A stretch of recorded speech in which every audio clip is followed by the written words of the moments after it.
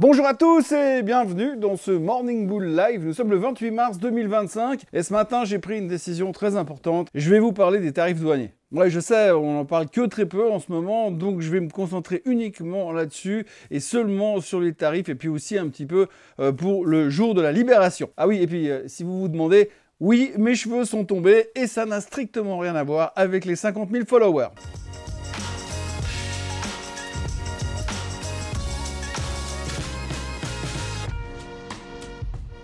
En général, dans le monde de la finance, on a toujours de la peine à regarder la photo économique mondiale d'une façon globale. On est généralement nettement plus fort pour se concentrer sur quelques points importants en délaissant en tout cas la majorité du reste. Souvent, on est concentré sur l'emploi, l'inflation, la croissance économique, et c'est en tout cas ce qui nous préoccupait depuis des mois. Sauf que là, tout de suite, nous avons trouvé un nouveau cheval de bataille, une nouvelle obsession qui a réussi à effacer tout le reste. Oui, bien sûr, vous avez deviné, depuis l'investiture, la nouvelle danseuse de Donald Trump, les tarifs douaniers ont pris le pas sur le reste, et puis hier surtout, c'était pire. Et ce qui me fait peur, c'est que ça risque d'être encore pire les jours qui viennent. Je vais donc vous demander un effort surhumain pour un investisseur, essayez de vous remémorer les 5 dernières années. Covid, injection monétaire, soutiens gouvernementaux, puis démarrage de l'inflation, une inflation sous contrôle et transitoire. Ah non, tiens, pas transitoire et pas sous contrôle du tout. On doit donc vite monter les taux, et très vite monter les taux pour freiner la dite inflation. Finalement, ça fonctionne, mais l'emploi et la croissance semblent commencer à en ressentir les conséquences. Et puis Trump est élu. Il arrive à la Maison-Blanche alors que nos préoccupations principales sont le CPI qui refuse de baisser, le PPI qui fait pareil, et le marché de l'emploi qui semble lui en grande difficulté depuis des mois, avec des chiffres qui sont sans cesse révisés à la baisse et calculés qu'un boulier d'école enfantine au Bureau of Labor Statistics. Et puis, il y a aussi bien sûr le PCE, qui est la mesure préférée de la Fed pour juger l'inflation. Depuis près d'une année, à chaque semaine suffit sa peine et nous avançons pas à pas, jour après jour, de chiffres économiques qui vont changer la donne, en chiffres économiques qui va plus changer la donne que l'autre chiffre économique qui devait déjà changer la donne, et tout ça en attendant le prochain chiffre économique qui, lui, va vraiment pouvoir changer le destin de l'économie américaine et donc du reste du monde. On va pas se mentir, vous savez tous que j'ai tout à fait raison, et puis lors des votations américaines, on s'est quand même posé la question des tarifs douaniers qui pourrait augmenter globalement les prix en général et redonner un coup de boost à qui? Bah oui, bien sûr, à l'inflation. On s'est même demandé si le fait de baisser les impôts pour stimuler l'économie ne pourrait pas avoir un effet haussier sur l'inflation. Et à chacune de ces questions, le marché, les experts ont balayé la chose du revers de la main en disant non, ça devrait pas avoir autant d'impact que ça. Bah pourtant, depuis une bonne quinzaine, on a commencé à admettre que oui, les tarifs douaniers pourraient bien finir par avoir un impact réel sur l'inflation. Oui, parce qu'aussi fou que cela puisse paraître, si une entreprise doit subir l'augmentation d'une matière première qui est soumise à des tarifs, eh bien,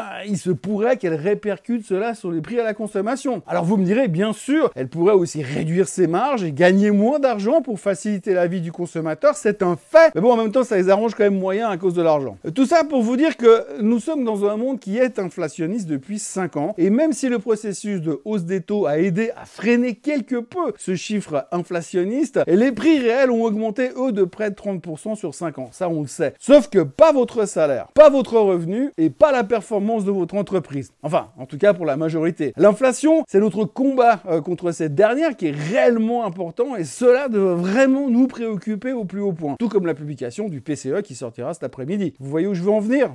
Non ? Bon, alors je continue. Cet après-midi, le PCE va sortir et en temps normal, je dis bien en temps normal, avec 3A normal et aussi 4L pour insister que c'est très important, le en temps normal. Ce chiffre devrait préoccuper tout le monde et surtout les experts du monde merveilleux de la finance. Sauf que visiblement, à lire la presse et les médias, tout le monde s'en tamponne le coquillard comme de sa première cravate puisque tout le monde, sans exception ou presque, se concentre uniquement et seulement sur les tarifs douaniers du jour de la libération qui devrait intervenir le 2 avril. Vous savez, ces fameux tarifs de réciprocité qui sont censés mettre tous les pays du monde sur un pied d'égalité avec l'Amérique qui va devenir automatiquement great again. Curieusement, il n'y a plus que ça qui nous obsède et pourtant, quand on voit la capacité de Trump à changer d'avis, tourner la veste, en remettre une couche avant de tourner la veste de nouveau et changer encore une fois d'avis, on peut largement se dire que tout mettre sur le rouge et parier uniquement sur la probabilité que les tarifs annoncés le 2 avril soient fermes et définitifs semble parfaitement utopique, vous en conviendrez. Au-delà de parfaitement utopique, on peut carrément dire que ça serait parfaitement débile de croire que ça va s'arrêter là. Pourtant, quand on prend le temps de lire et d'écouter ce qui se dit au sujet des marchés financiers. On ne parle plus d'inflation, on ne parle plus de croissance économique, on n'ose même plus parler d'emploi qui ralentit. Bah non, forcément, puisque nous sommes trop occupés à analyser l'impact que pourraient avoir des tarifs douaniers qui pourraient être annoncés le 2 avril et qui pourraient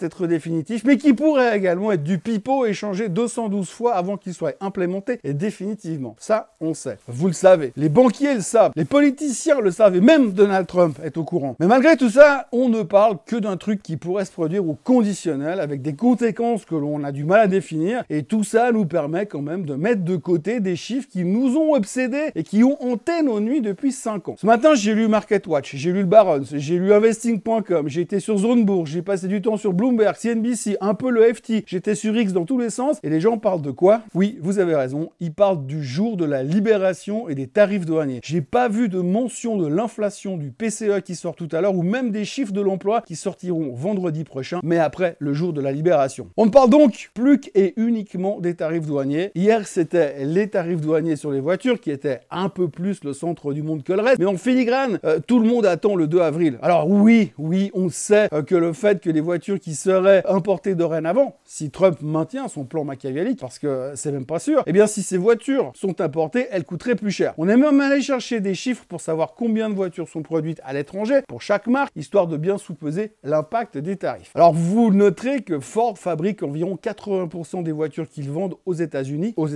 C'est donc le constructeur le moins impacté. Chez Honda, le chiffre est de 65%. GM et Stellantis sont à 55%. Toyota, c'est 1 sur 2, comme chez BMW. Mercedes descend à 40% et ça commence à se gâter chez Hyundai et Kia qui font venir 65% de leurs voitures depuis l'étranger. Et c'est la cata chez Volkswagen, Audi et Porsche qui importent 80% de ce qu'ils vendent. Et la marque qui s'en sort le mieux, c'est bien évidemment Tesla, puisque 100% des voitures vendues aux USA sont fabriquées aux USA. Pure coïncidence, bien sûr. Alors vous noterez aussi au passage qu'il n'y a pas les chiffres de Renault, mais enfin, pour être sérieux, et qui va importer une Renault aux États-Unis? Je vous laisse donc faire votre réflexion personnelle sur le sujet, mais si jamais vous vous demandez, c'est pour ça que le marché était en baisse hier. Et à en croire les commentaires que j'ai pu lire à droite et à gauche aujourd'hui, c'est uniquement pour ça, puisque rien d'autre que les tarifs douaniers ne nous intéressent en ce moment. En ce moment, nous sommes monoproduits quand il s'agit de prendre nos décisions d'investissement. Il ne se passe plus rien d'autre. Le Japon est en baisse de 2% ce matin. C'est à cause des tarifs. Le pétrole frise les 70. Les tarifs encore. Tout comme les tarifs qui justifient le prix de l'or au-dessus des 3100 $.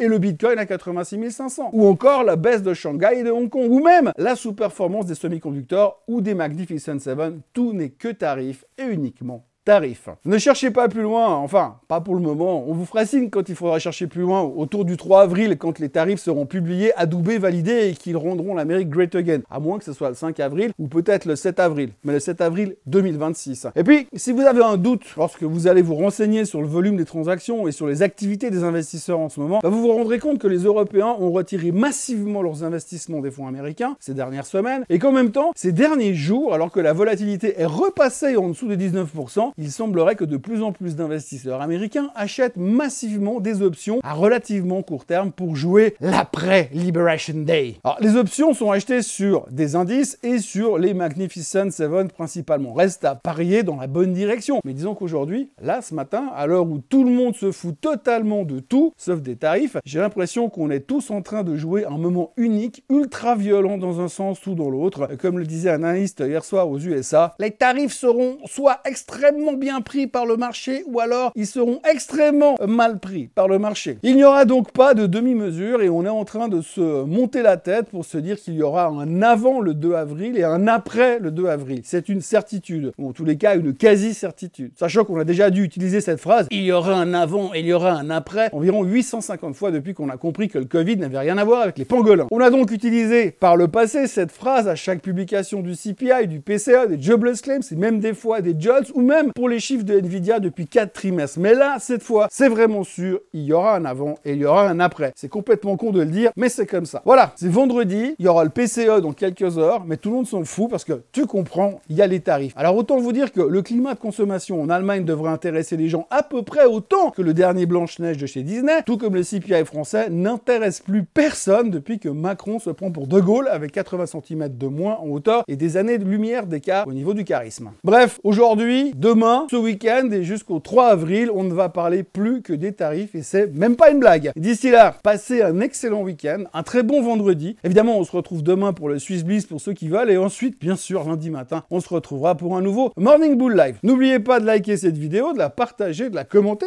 si le cœur vous en dit et on se retrouve évidemment demain matin. Allez, bye bye!